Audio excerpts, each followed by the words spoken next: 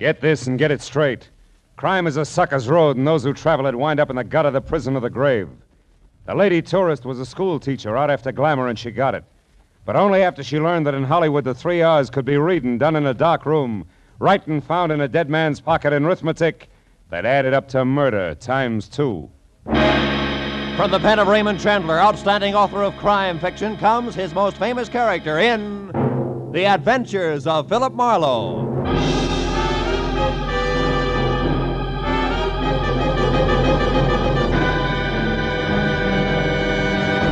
Now, with Gerald Moore, starred as Philip Marlowe, we bring you tonight's transcribed story, The Rustin Hickory.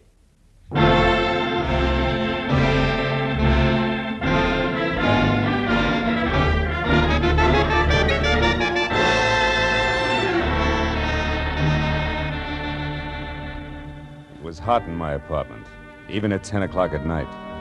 The sultry wind blowing through curtains at the far side of the room didn't help a bit. It was the kind of night that made me wish I was something else, a butcher, baker, candlestick maker, anything. After a long, hot day spent in the downtown courts of law, listening to the petty arguments of a petty larceny case, I was tired of petty people. The paper I had picked up on my way home wasn't helping any. 10 killed in an air crash. Mental cruelty, says local songbird. I made myself another highball, lots of ice, easy with water, and picked up the paper again. It was still more of the same. Cy Nestor killed in office on Sunset Strip. Cy Nestor. He'd hit the papers before. Bookie, B- picture producer, general racketeer. Somehow I wasn't too surprised he was on the receiving end for a change. My drink was good for 10 more pages of equally dull reading, and I was set for the next in line when the phone rang. Mr. Philip Marlowe? It was the first attractive voice I'd heard all day. Mr. Marlowe? And you know, I thought she might be fun. My name is Joan Rustin, and I'm only here in Hollywood from Ferndale, Nebraska on a vacation, and I wanted to have some fun. You know, see the nightclubs and the stars hey. and that sort of thing. Hey, wait a minute, I Joan. didn't want trouble, Mr. Marlowe, hold at it. least of all. Teacher. Hey. Yes? Let's back up a little, huh? Now, your name is Joan Rustin. You're from Ferndale, Nebraska, which you're right, I've never heard of. Also, you're a school teacher. That much I got. But the rest about the sights, the last part, the trouble. Oh, but don't you see? They're the one and the same. Oh? I wanted to step out. Nightclubs, movie stars, glamour. But it didn't end up like that because he was shot, and then I didn't know what to do. And his name's Aubrey Nickel. He's the man who took me out to show me the clubs. Anyhow, after it happened, I ran. Why? Why? The publicity, of course. Mr. Marlowe, I'd lose my job. You see, I'm a school teacher. Yeah, you said that, honey. Now, look, where are you, Joan? The Tulip Room. It's a bar on Sunset and La Cienega Boulevard. You'll come right over, huh? Huh? Yeah, I'll come right over, huh? Goodbye, Joan. Hey,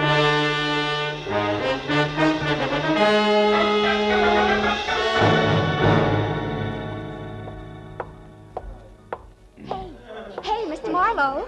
Yeah, but where are you? Over here in this booth. Hurry. Okay, hurry it is. Hello. Now tell me why all the secrecy and you... Oh. And what? Oh, what are you staring at? You? I expected braids, Joan. Horn rims, calico maybe. Not ice blue satin, draped plunging, and, Yes? Yes. Start at the top, honey, and slow this time, huh? Well, yesterday I met this man, this Aubrey Nickel I mentioned. Oh, he's really nice, Mr. Marlowe. He's a photographer, has a darling place up on the Sunset, Sunset Strip. You went there to have your picture taken? Uh-huh. I wanted something, well, something glamorous. That's easy. And look here what I got. Oh, by the way, I ordered a drink for you, a Scotch drink. Here. You like Scotch drinks, don't you? Yeah, Scotch drinks are my favorite drinks, Joan. Thanks. You're welcome. Now, isn't it wonderful? The picture, I mean. I'll say it is. I'd never say school teacher. No, that's the idea. Just like a model in a fashion magazine, isn't it? Aubrey took it from inside his photo shop while I was outside on the street looking in his window. You know, like a smart career girl just strolling along the avenue. Mm-hmm. And see how he faded out the background? That way I'm the focal center. Focal center. Isn't it nice? Oh, yes, it is, yeah. But look, Joan, the rest of the story. Now, the man was shot. You don't want publicity, remember? Oh, yes, of course. Well, we made a date, Mr. Marlowe, for tonight. I was to be at his place, his shop on the Strip at 8, which I was. But when I got there... He was gone. Well, no. He might just as well have been for all the attention he paid to me. Oh? He had something on his mind. Acted as though he didn't even expect me. Why, I had to mention this picture here twice before he got it out of a drawer for me. But then, just like that, he changed. Said if I wanted glamour in nightclubs, why not? Oh, by all means, why not? And off we went to Cyrano's, no less, and sat at a table with two men and a woman who was actually Irmgard Fury. Actually, who? Irmgard Fury, the starlet. Oh. Don't you read the papers? Oh, golly, her picture's been in every theater section and magazine for the last 6 months. Of course, she hasn't made a movie yet, but she probably will. Wait a minute. Irmgard Fury. She has red hair, a figure, lots of each, huh? That's right. Oh, and so sweet to talk to. Well, believe it or not, when we were in the powder room and she couldn't find her lipstick, she used mine. Now, that's really democratic. Look, Joan, there was a shooting. You remember that. Now, you were sitting at a table with three men, and this Irmgard Fury? That's right. Well, go on. What happened next? Well, when Miss Fury and I got back to the table, Mr. Lacey and his friend were gone. And then a minute later, Aubrey excused himself to make a phone call. And then? And then a waiter brought me a note from Aubrey which said I should go back to my hotel and wait there till I heard from him. Then it happened. Look, Joan, if I'm going to help you on this, you got to tell the whole coherent story. Well, suddenly there were some shots, maybe from outside, and people were yelling. It was terrible. I was scared to death. And I ran outside. People were crowded around someone. It was Aubrey. He was dead. What'd you do then? I took the first taxi I could get to my hotel, the Beverly Crest. I started for my bungalow, but didn't go inside because there was a man hanging around. I'd seen him before someplace, and I didn't like his looks and turned away, and he called to me. Oh, he was awful, Mr. Marlowe. Awful looking like a frog, maybe? Sloping shoulders, bulging eyes? Yes, and when... Mr. Marlowe, how do you know what he looked like? Promise not to tell. Promise not to... Oh, Mr. Marlowe, he's here, isn't he? Mm-hmm. Been watching us for quite a while. Oh, holy smokes, then I didn't get away from him. Oh, Mr. Marlowe, I had nothing to do with his shooting. What can I do? I simply can't be mixed up in this terrible business. Oh, please, Mr. Marlowe, I'll pay you anything, only get me out of this, please. We'll talk about that later, Joni. Now, look, when we get up, keep talking and don't look away from me. Then when we're outside and around the taxi stand there, duck away from me fast and get in close to the building and stay there till the frogman is gone. Then head for your hotel bungalow and wait there till you hear from me. Now, you got that? Oh, yes, but I don't understand why he's going to leave us. You will, if our little coup works. Come on.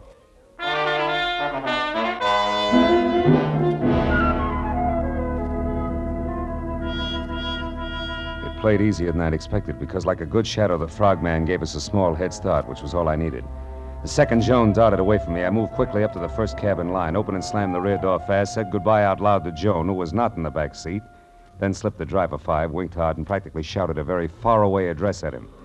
When he lurched from the curb, I stood there and waved a minute. It was what was still supposed to be Joan. Then, even as I saw the frogman dart across the street, pile into his own car and take off after the cab, I walked slowly back into the bar where I had another Scotch drink and did some fast checking on the current location of Aubrey Nichols, which was the Dawson Memorial Hospital. Then I started outside for my car, after stopping en route at the booth where Joan and I had been sitting to pick up a pair of gloves and glamour portrait my new little client had left on the seat. The school mom had been upset indeed.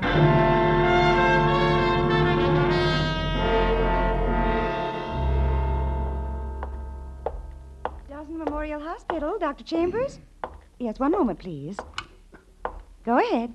Yes, sir. Oh, I want to know the condition of a patient who was brought in here a little while ago, Mr. Aubrey Nichol. Oh, I'm sorry, sir. We're not allowed to give out such information. You'll have to inquire at the superintendent's office. Third door I on wouldn't bother, Phil. Well, Detective Lieutenant Matthews, good evening. Good evening. Nichol is dead, Marlowe. We did not get a statement from him. That's too bad. Any idea who did it? No.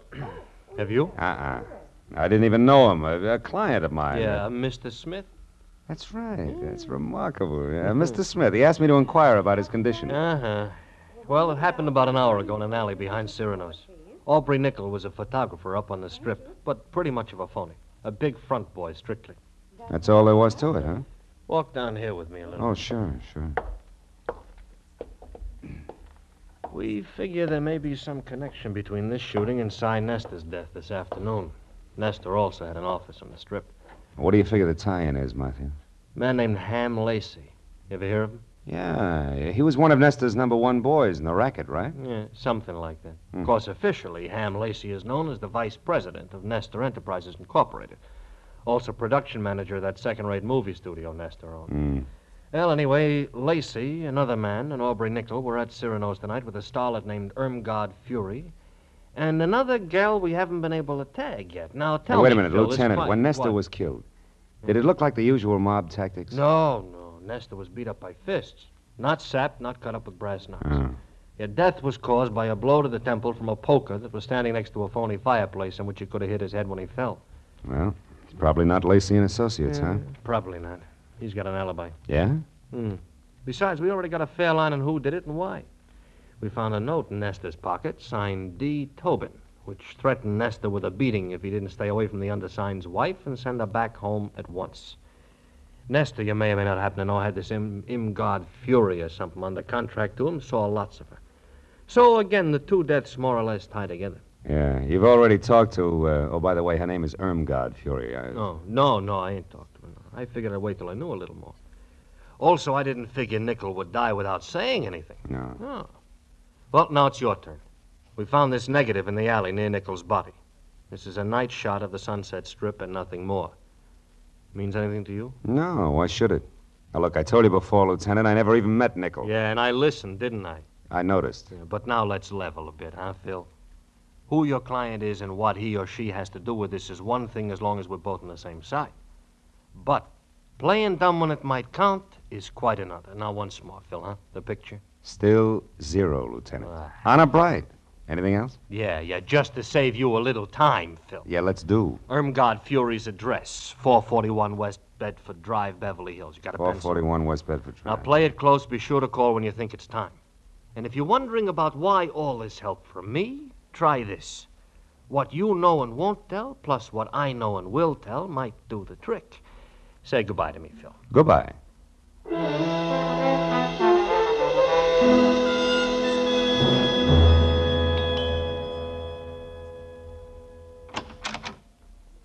Yes? Miss Fury, my name's Philip Marlowe. I must talk to you at once. About what? Your husband, I'm a friend of his, and he asked me to get in touch with you. It's because of what happened this afternoon up on the Strip. Oh. Well, what's wrong? Is Dave here in town? Yeah, he is, and he's in trouble. You see, the police are after him, All right, hold it, mister. You've said enough. Huh? What are you, cop or reporter? Oh, now, wait a minute, Miss Fury. I've already told you I'm a friend of Dave's. Whose name happens to be Douglas. Mr. Douglas Tobin.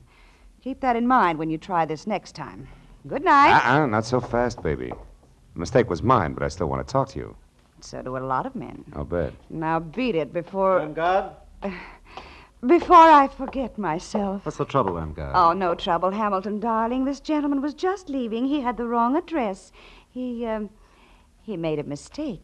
Didn't you, Mr. Marlowe? Yes, a blunder.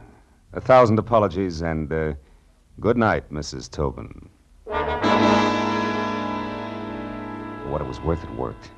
At the mention of the name Tobin, Ham Lacey spun around like he was built on a pivot, and his eyes that were narrow slits with all the come-hither look of a cobra's never left me as I slowly walked away from him and past the yellow convertible he'd just driven up in.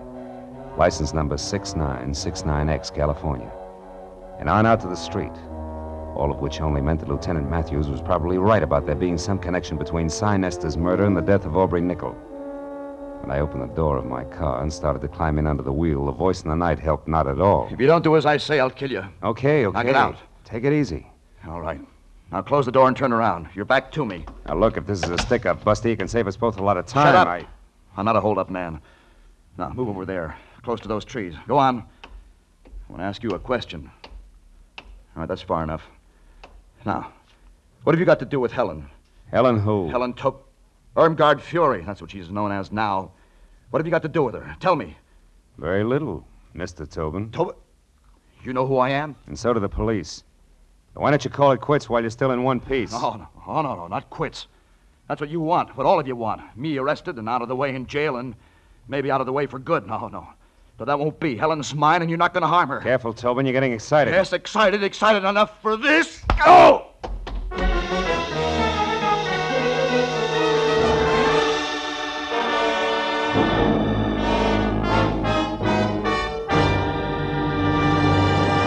In just a moment, the second act of Philip Marlowe. But first, a thrill-a-minute, high-tension suspense from the word go. Dramatic excitement that builds and builds until it explodes in a smashing climax. That's Inner Sanctum, the great mystery show that's another of CBS's top-notch Monday night programs.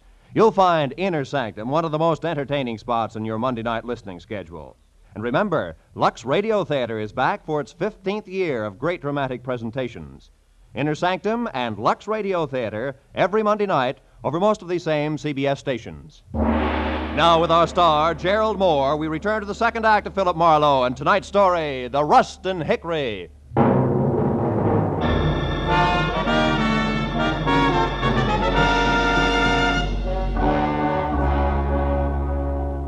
When the whirling pinwheels of light slowed down to being street lamps again, Douglas Tobin had pounded shoe leather on enough sidewalk to be safely out of sight.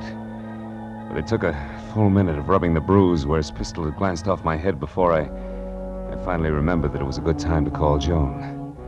I looked back at Irmgard Fury's house first and saw the lights still on, the cream-colored convertible still parked in front, and all apparently quiet inside. So I limped as far as the phone booth on the corner. I warned my client that the trick we'd pulled on the frog wouldn't hold up forever. But instead I found out just how far this side of forever it had collapsed.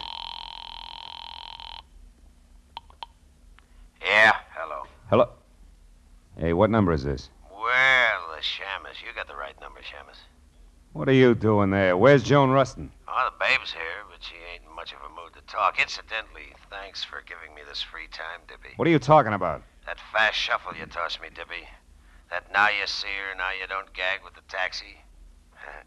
For an old shell game operator like me, that one was as tough to see through as a glass-bottom boat. All right. You get your diploma in the morning. But listen, you, if anything happens to Miss Rustin, I'll break you. Skip it, Dippy. You're wasting your breath. It's already happened. I'll see you around. So long.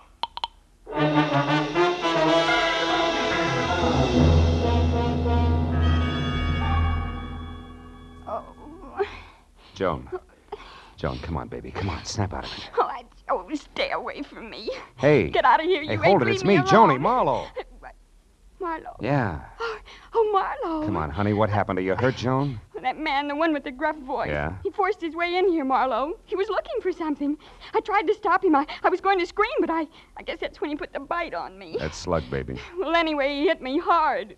And I've never been treated that way before in my whole life. You've never been buddies with murder before, either. Come on, honey. Get up off the floor, huh?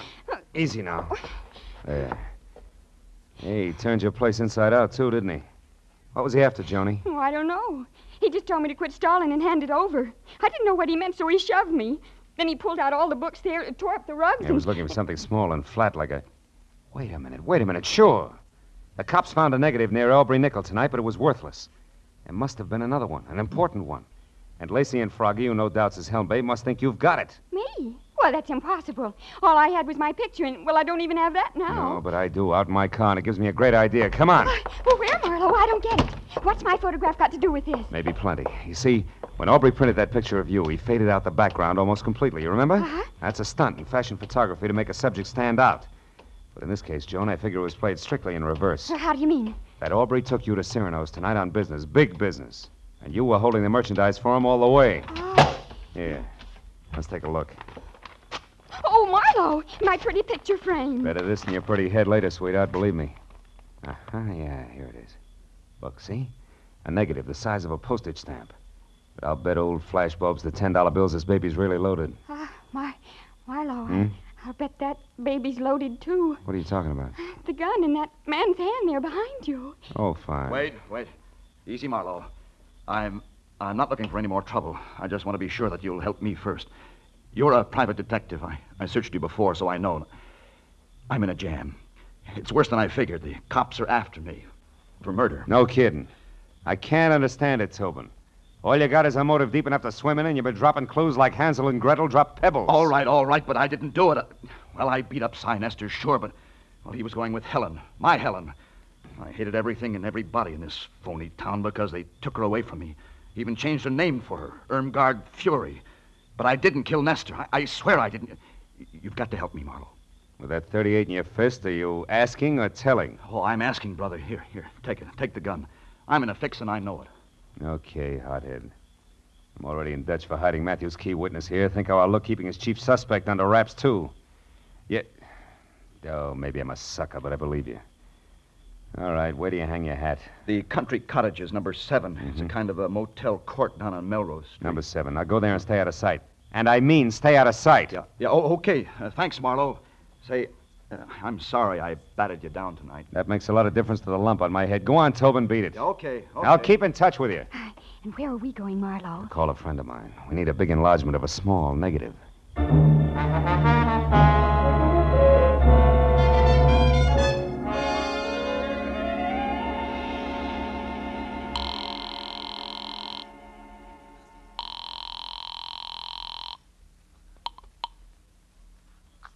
Chronicle Photo Lab, Sherman speaking. Hiya, Shermy. This is Phil Marlowe. No kidding. Gee, how's business, Phil? Long time no see. Yeah, I know. Now, look, are you busy? I got a job that's right down your alley, Sherman. It's important. What is it, Marlowe? Well, it's a 35mm negative. I want it blown up to about half as big as a house. Okay, bring it in. I can't. I've got to check a couple of other things at the same time. Now, look, Shermy, can you meet me at the Aubrey Nickel studio on the Strip in about 10 minutes, back door? Wait a minute, back door? Yeah. How come the back door, Phil? So we can kick it in without attracting too much attention. Shermy, I'll see you in 10 minutes. I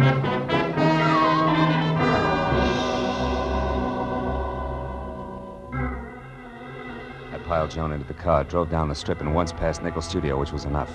Joan had posed for a picture in front of the place, and directly across the street, behind her, just as I knew it had to be, was the neat plastic sign reading Cy Nestor Enterprises on the diminutive but glossy imitation Swiss chalet where Nestor's body had been found. We turned double back through the alley and found Sherman bobbing up and down like a nervous gopher. 5 minutes of not-so-subtle persuasion got us past the lock and inside Aubrey's studio where something else checked. The walls were practically papered with pictures of Irmgard Fury, taken from every conceivable angle, including some that were not. Things were beginning to make a lot of sense. Marlowe, is this all right? Coming in here, I mean, sort of uninvited and all. It's breaking and entering, lady. You can get 5 years for it. I sure hope you know what you're doing, Phil. Yeah, this must be the dark room. Yeah. Now, here's the negative, Shermy. Do your stuff. What do you really expect to find on the film, Marlowe? A murderer, baby. It's got to go one of two ways. Douglas Tobin for jealousy or Ham Lacey for ambition. Aubrey Nickel caught one of the two in the background when he took your picture. And he was familiar enough with all parties concerned over there to think he could put the screws on somebody. How's it coming, Shermy? Be out in a minute. 15 by 20, okay? Yeah, it's good. If there isn't a man in the background, I'll eat it. You better get the salt and pepper, pal, because it's nothing but a car. See? It can't be. Oh, brother, that's more than a car, Shermy. It's a yellow convertible that belongs to Ham Lacey. Look, you can even see the license, 6969X. 696. Oh, now how do you suppose... What's the matter, Marlowe? I just thought of something. Without this picture, both Tobin and Lacey are suspects. But with it, we have proof Lacey is implicated. That means Lacey thinks he has Tobin sitting in the perfect frame, right where he wants him. Oh, Marlowe, listen. Now, look, you two get out of here. Go back to the paper. I've got to get to Tobin fast and let him know. Oh, Phil, listen, Look, baby, you're no doubt terrific in the 3rd grade. But some things they don't even teach in college are going to pop any minute, so I'll take it from here, huh? Stick with Shermy, honey. I'll call you. Oh, but Marlowe, wait, listen.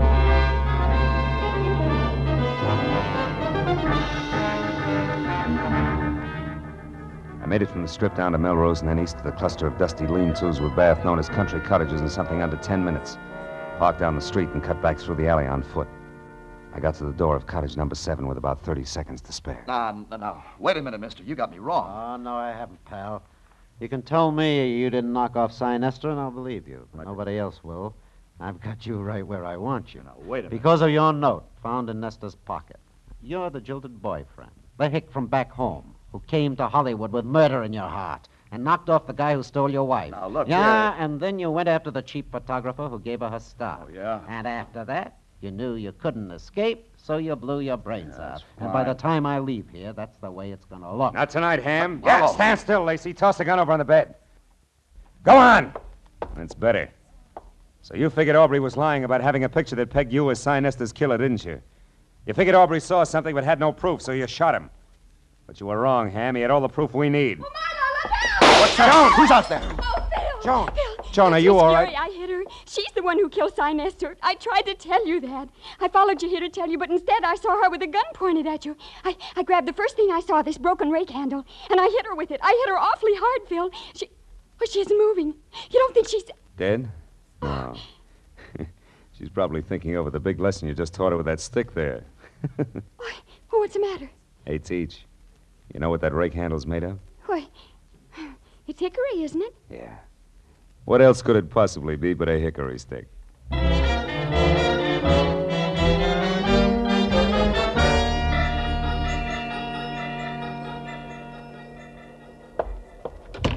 All right, Marlowe, all right. Nobody can hear us. Now, what is it? Well, it's that Miss Rustin here is a school teacher, Matthews, and it's imperative that we keep her name out of this. Oh, well, we can arrange that. Oh, good. You know, Matthews, it's funny how one step leads to another. Yeah? Ham Lacey never would have gone so far as to kill Nestor on his own. But when he learned that Irmgard had done it, he saw an opportunity to turn the whole situation to his advantage. He and the girl agreed to frame Tobin and then go along as a team. You know, of course, that that's just your theory. Just a minute. Now, What do you sit down mean? over there and be quiet for a change while Miss Rustin and I wind this up. Matthews, listen. Now, quiet, please. Pulling rank, huh? Phil.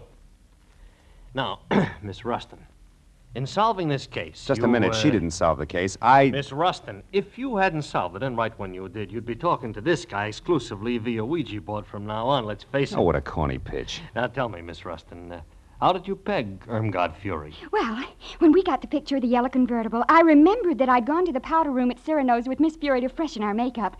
But she couldn't find her lipstick. She emptied her purse looking for it, and she finally had to borrow mine, you know. Oh, how democratic. I said that. So now you own it? Now tell me, Miss Rustin, how do you figure the lipstick figures? Oh, it wasn't the lipstick. I happened to notice among the things from her purse a keychain chain with car keys on it and an identification tag in the form of a little license plate. Oh, and the numbers were... 6969X. That's right. And since Ham Lacey had an alibi and those keys were in Miss Fury's bag, you figured it was her who'd been driving. It was she who'd been driving, yes. Isn't this revolting? Yeah. She wanted to kill Nestor because he wouldn't turn loose of her so she could claw her way on up to the bitter top. And when she found him unconscious, it was easy. How literary. Well, that's that, I guess. Thank you very much, Miss Rustin. I hope your stay in our town has been... Well, oh, what's the matter? Joni, baby, don't cry. I just thought of the most dreadful thing. I've had a wonderful time. I went to Cyrano's. I hit a movie star on the head, and I helped solve a murder. But I'll never, ever be able to say one single word about it to anybody in Ferndale, Nebraska. Darn it all.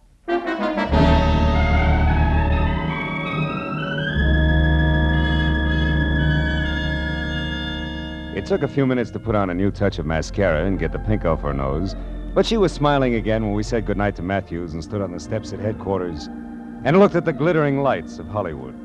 There was still plenty of time for supper and even a dance or two, and she wanted to go. But suddenly, from somewhere, there was a smell of autumn in the air, of dry leaves on the ground and ripe red apples for the teacher. She shook her head wistfully and spoke of an appointment she had bright and early next Monday morning. It's a very important appointment, Phil.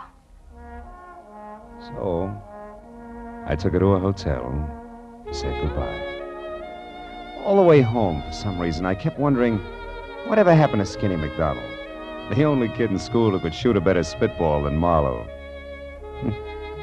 Has it really been that long ago?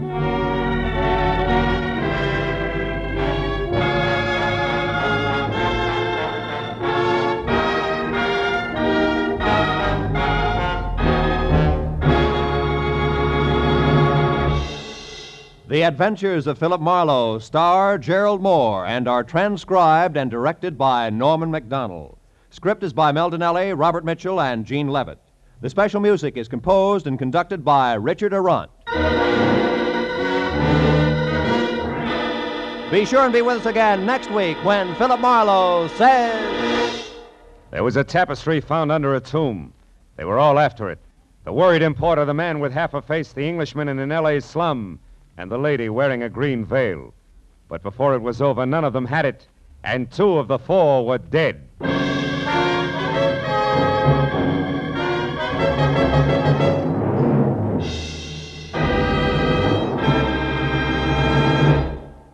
Now, stay tuned for Gangbusters, which follows immediately over most of these same CBS stations. This is Roy Rowan speaking.